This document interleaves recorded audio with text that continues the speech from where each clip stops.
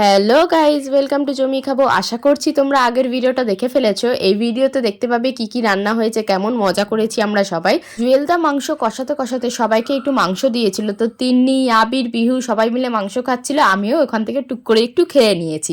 এরপর পূর্ণিমা একটু কফিও খেয়ে নিল।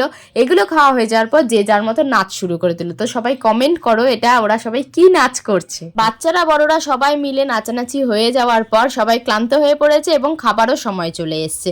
তো এরই মধ্যে মিঠুনদা একটা হাসির কথা বলছিল, জানিয়ে সবাই মিলে খুবই মজা করছিলাম আর খুবই হাসছিলাম। তো মাধবী দিয়ে সোনালি দিকে দেখো কিরকম ভাবে হাসবে। এরপর খাবার খাওয়ার সময় চলে এলো। খাবারে ছিল ভাত, চিকেন কষা, চাটনি, পাঁপড়, রসগোল্লা। পিকনিকে সমস্ত বাচ্চাদেরকে লেগ পিস দেওয়া হয়েছিল। মা আর মাধবীদির মা যেহেতু মাংস খায় না, তাই তাদের জন্য মাছের ঝাল রান্না করা হয়েছিল এবং একটু ডাল রান্না করা হয়েছিল। তো তোমাদের ভিডিওটা দেখে কেমন লাগলো অবশ্যই জানিও। ভালো লাগলে লাইক, কমেন্ট, শেয়ার এবং সাবস্ক্রাইব করে দিও।